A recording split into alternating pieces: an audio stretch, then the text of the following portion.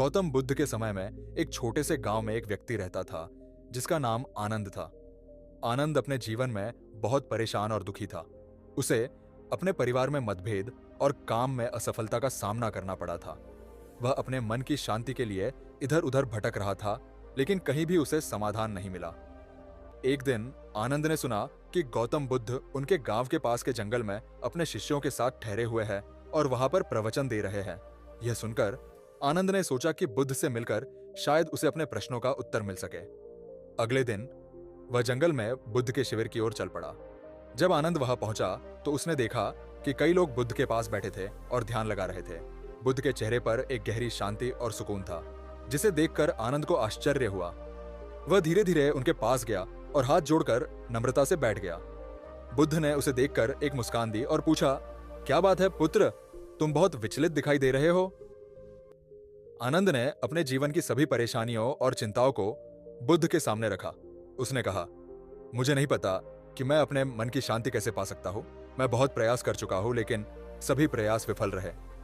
बुद्ध ने धैर्यपूर्वक आनंद की बातें सुनी और फिर बोले, पुत्र, मन की शांति बाहर की चीजों में नहीं है, यह तुम्हारे अपने अंदर है। जब तुम्हारे मन में द्वेष, ईर्ष्या और क्रोध भरे होते हैं तो शांति कैसे मिल सकती है।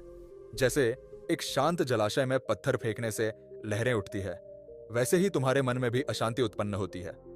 आनंद ने पूछा, तो मैं क्या कर सकता हूं गुरुदेव। बुद्ध ने उसे ध्यान और साधना का मार्ग बताया। उन्होंने कहा, प्रतिदिन कुछ समय के लिए ध्यान में बैठो, अपने मन को शुद्ध करने का प्रयास करो, अपने अंदर के क्रोध, द्वेष और ईर्ष्या को त्यागो। जब तुम अपने मन को शुद्ध और शांत कर लोगे तब तुम्हें सच्ची शांति का अनुभव होगा। आनंद ने बुद्ध के उपदेशों को गंभीरता से लिया और प्रतिदिन ध्यान करने लगा। धीरे धीरे उसने महसूस किया कि उसका मन शांत और स्थिर हो रहा है। उसकी समस्याओं का हल भी मिलने लगा और उसके जीवन में संतुलन आने लगा। बुद्ध ने आनंद को यह भी सिखाया कि हर दिन कुछ समय आत्मचिंतन में बिताना चाहिए। आत्मचिंतन से मन की गहराइयों में छुपी हुई समस्याओं का पता चलता है और उन्हें दूर करने का मार्ग मिलता है। आनंद ने इस शिक्षण को भी अपने जीवन में अपनाया और उसे बहुत लाभ हुआ। कुछ महीनों बाद आनंद बुद्ध से फिर मिला और उसने कहा, गुरुदेव, आपके उपदेशों ने मेरे जीवन को बदल दिया है। अब मैं अपने मन की शांति पा चुका हूं और जीवन में संतुष्टि महसूस करता हूं।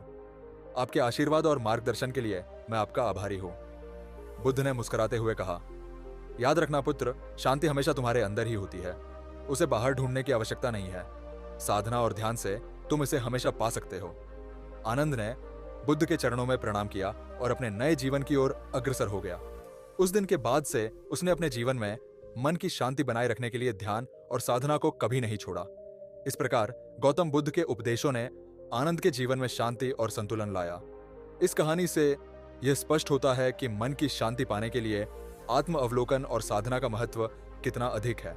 गौतम बुद्ध के उपदेश न केवल प्राचीन समय में बल्कि आज भी हमें जीवन की कठिनाइयों से निपटने का मार्ग दिखाते हैं।